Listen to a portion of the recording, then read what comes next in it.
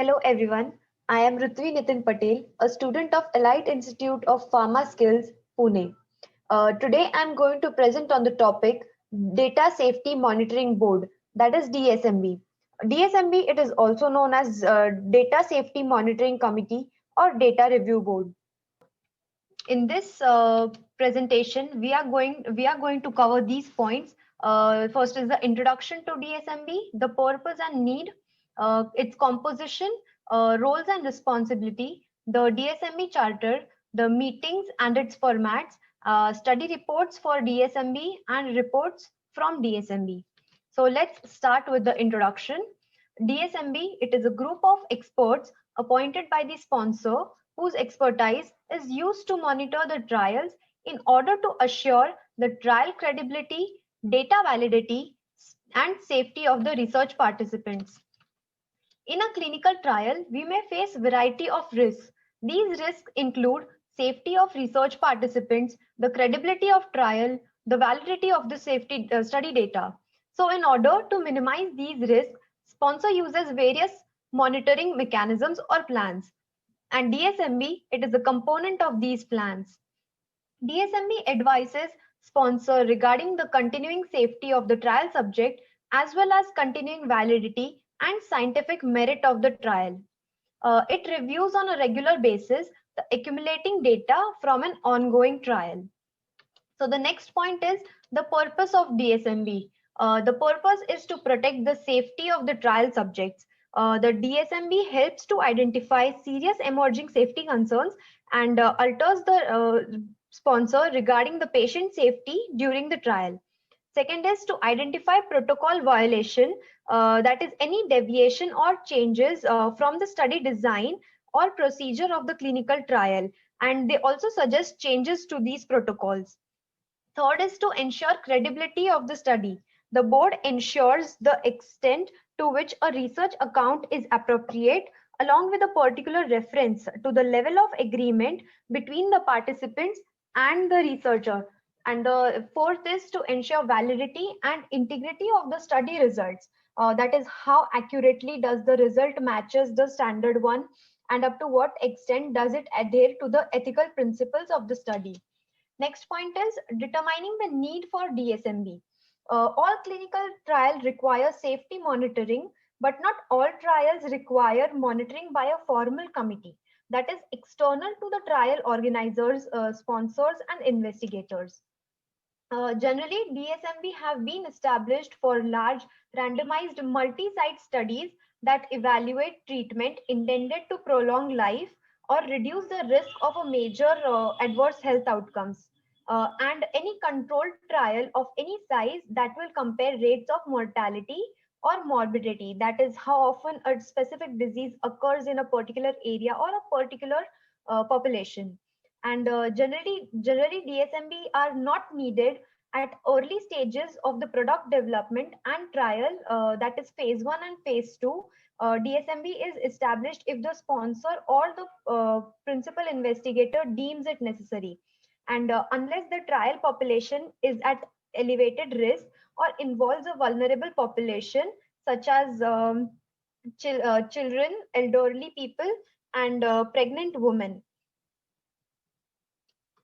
So the next point is composition of the DSMB committee. Uh, the members of DSMB should reflect the discipline, medical and scientific specialities. This is necessary to interpret the data from the clinical trial and to fully evaluate the participant safety. Usually 3 to 7 members are selected at minimum. The number of DSMB members depends upon the phase of clinical trial going on, the range of medical issues, complexity in design and analysis, and the potential of risk. The criteria used to select the individuals to serve on a DSMB are uh, relevant expertise, that is they must have knowledge and skill related to the study, experience in clinical trial and in serving on other DSMBs. That is, they must have a minimum experience and should have already served as a member on other DSMBs.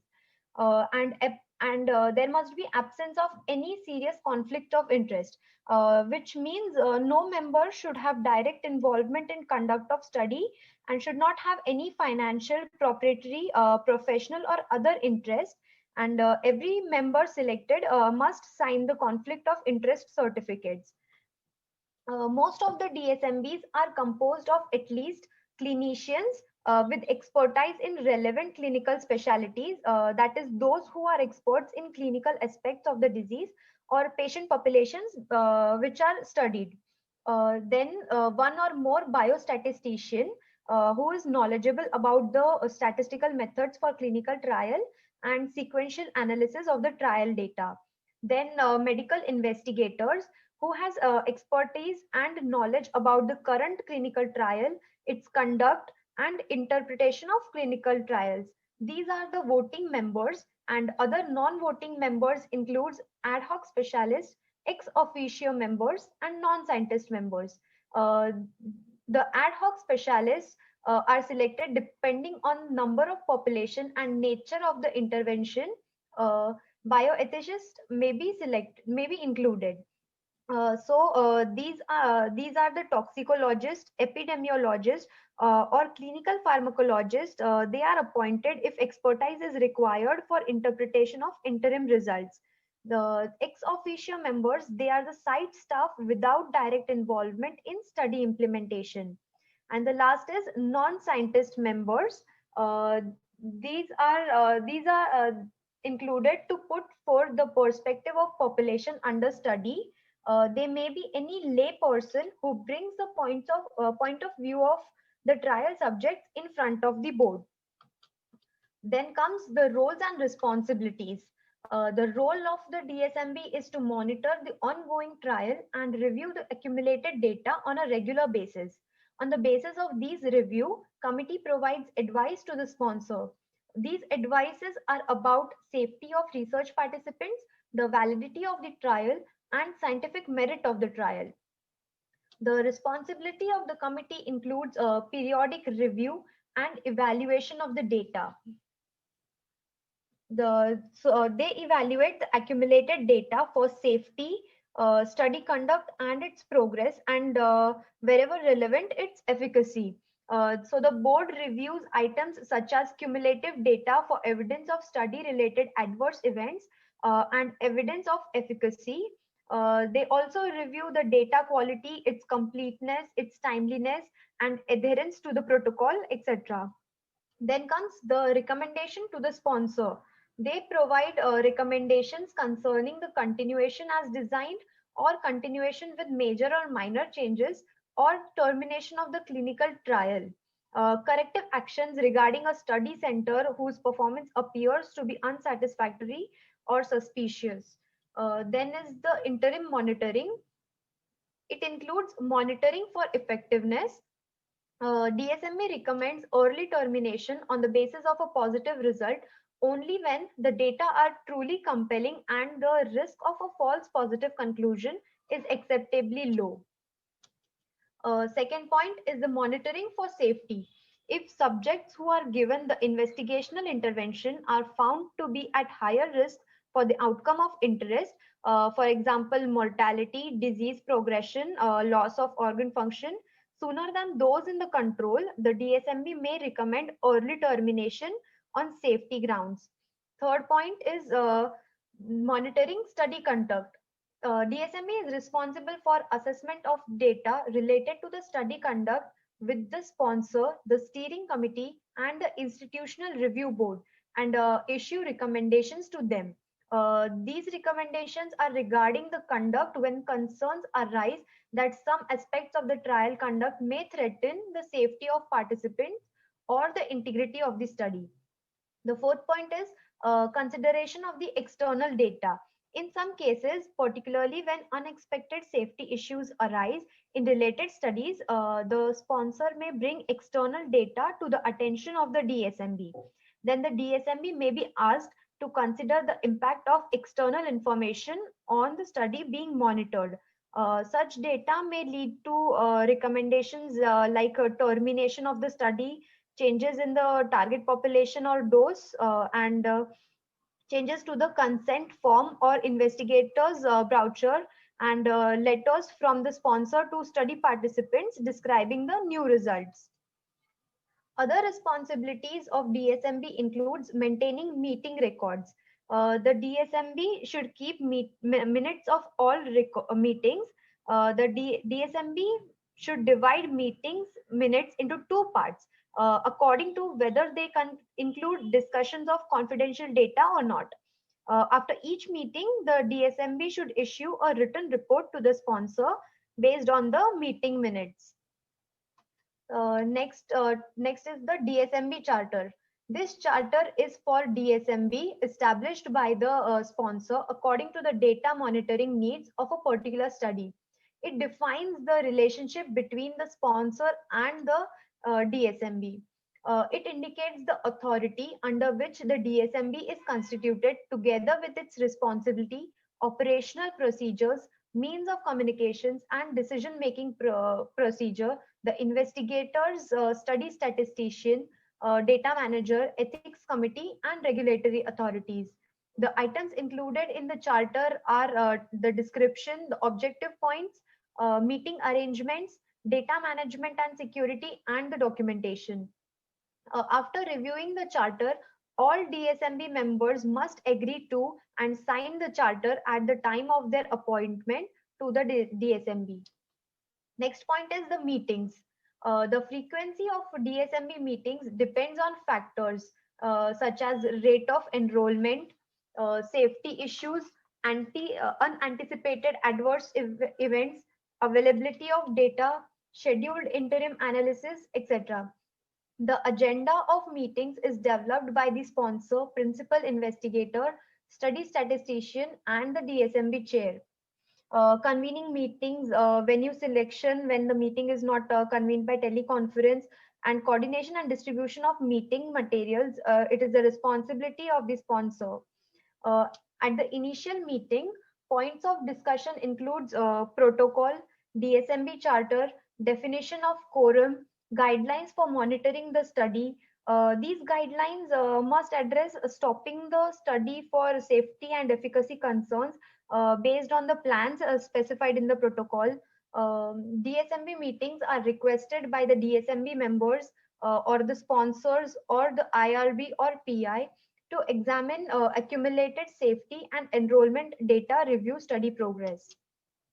DSMB meeting formats, there are three sessions: open session, closed session, and closed executive session.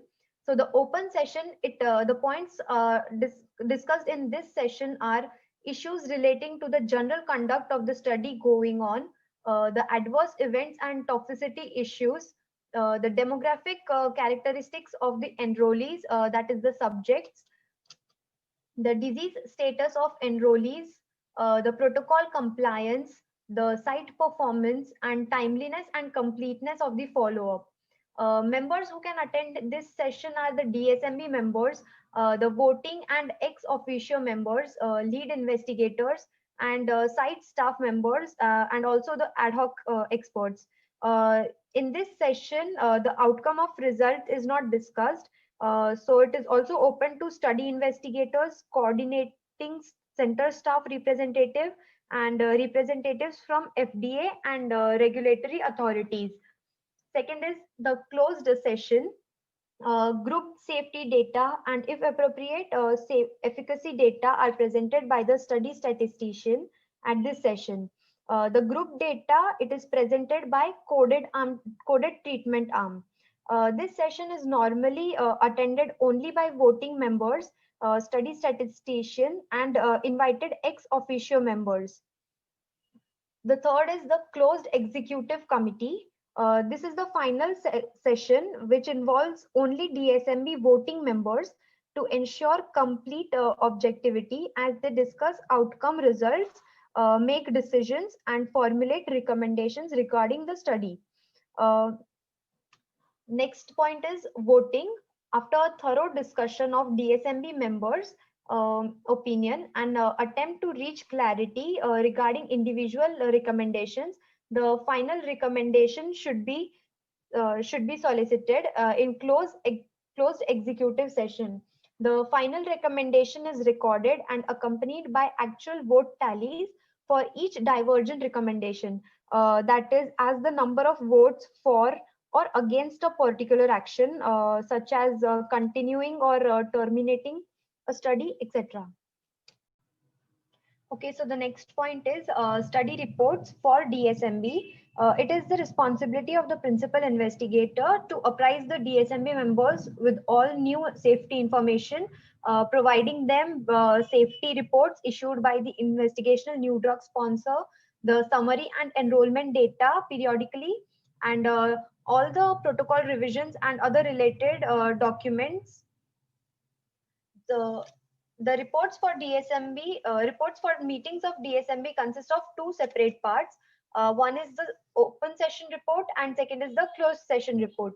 The open session report provides information on study conduct and as outlined before in the open session meetings section, such as points such as demographic characteristics of enrollees, disease status of them, protocol compliance, site performance, the adverse events and toxicity issues, etc. While the closed session report, it provides data on study outcomes, including safety and efficacy data coded by the groups. The open session report is blinded and contains non-confidential data, whereas the closed session report, it is unblinded and contains confidential data. The copies of these reports are distributed before and during a meeting and are collected by the study statistician at the end of the closed session. Then comes the reports from DSMB. There are four reports: the verbal report, summary report, closed session report, and immediate action report. The verbal report is for discussion of its findings and recommendations with the sponsor and the study investigators. Second is the summary report. It includes the topics discussed by the DSMB and their individual findings, also the overall safety assessments and recommendation. The final summary report, it is forwarded through the sponsor to the to a designated study team representative who is usually a principal investigator. The study team representative is responsible for disseminating the reports to the site investigators who in turn must submit the data to the local IRBs. These reports does not include any confidential report. The third is the closed session report. The DSMB may also prepare confidential minutes that include details of closed session discussions. Meetings minutes are to be held in strict confidence, accessible only to the voting members of the DSMB. The last one is the immediate action report. It contains a serious and immediate nature or recommendation to discontinue all or a part of the trial. This written confidential report may contain unmasked supporting data and include the DSMB members' rationale for the recommendations. So here I conclude my topic. Thank you.